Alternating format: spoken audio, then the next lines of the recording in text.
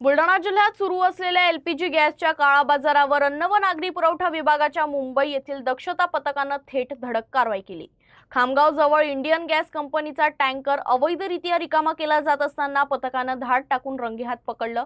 विशेष म्हणजे तब्बल 500 किलोमीटर अंतरावरून आलेल्या मुंबईच्या पथकाने बुलढाणा नागरी पुरवठा विभागाच्या नाकावर टिच्चून ही कारवाई केल्याने स्थानिक प्रशासनात एकच खळबळ उडाली आहे।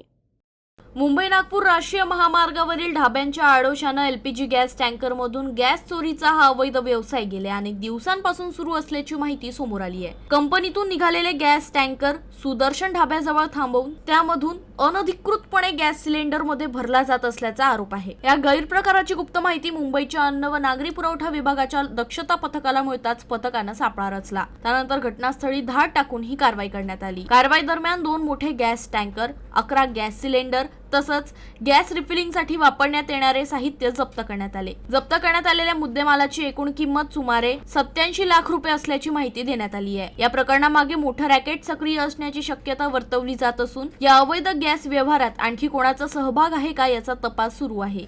या कारवाईमुळे स्थानिक पुरवठा विभागाच्या कार्यपद्धतीवरही प्रश्नचिन्ह उपस्थित करण्यात येत आहेत। खामगाव अकोला हायवेवर हॉटेल सुदर्शन शेजारी हा गॅस टँकर मधून चोरी होत असताना राज्य दक्षता पथकाच्या सर्व टीमने आमच्या पकडलेला आहे आणि याच्यामध्ये साधारणतः जो आहे मुद्देमाल तो 86 लाखाचा आसपासचा आहे आणि साधारणतः इथे एक आरोपी आम्ही पोलिसांच्या ताब्यात दिलेला आहे आणि पुढच्या प्रोसेससाठी खामगाव पोलीस आणि खामगाव जिल्हा बुलढाणा जिल्हा पुरवठा अधिकारी यांच्यासोबत आमच्या टीमची संयुक्त कारवाई सुरू आहे। इथे अन्न नागरी पुरवठा विभागाच्या राज्य दक्षता पथकाने रेड केली आहे। तर त्यांना टँकरमधून डेड टँकरमध्ये गॅस अवैधरित्या ट्रान्सफर करताना आणि तो गॅस सिलेंडरमध्ये भरताना आढळून आले आहे। त्या अनुषंगाने मला सूचना प्राप्त होताच मी घटनास्थळी दाखल झालो आहे। या संदर्भात तर मला माहिती नव्हती, माझ्याकडे सध्या नव्याने चार्ज दिलेला आहे, 2 महिने झाले साधारण। मी व्हिजिट करतो, माझ्याकडे सध्या अतिरिक्त प्रभार आहे, परंतु राज्य दक्षता पथकाने का होईना कारवाई झाली।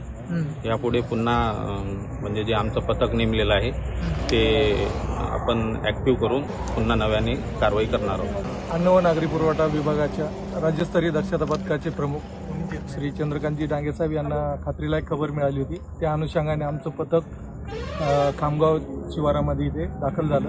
त्या अनुषंगाने आम्ही इथे धाड टाकली असता ऑइल कंपनीमधून भरून आलेल्या टँकरमधून शिनी एका उभ्या असलेल्या टँकरमध्ये गॅस काढून शिनी गैरमार्गाने गॅस काढून तो काही नोझल मार्गे गॅस सिलेंडरमध्ये व्यावसायिक स्वरूपाच्या आणि घरगुती स्वरूपाच्या सिलेंडरमध्ये भरण्यासाठी तो चोरीच्या मार्गाने काढला जात होता। त्याच वेळेस आम्ही इथे धाड टाकून एका आरोपीसह मुद्देमाल पकडलेला आहे।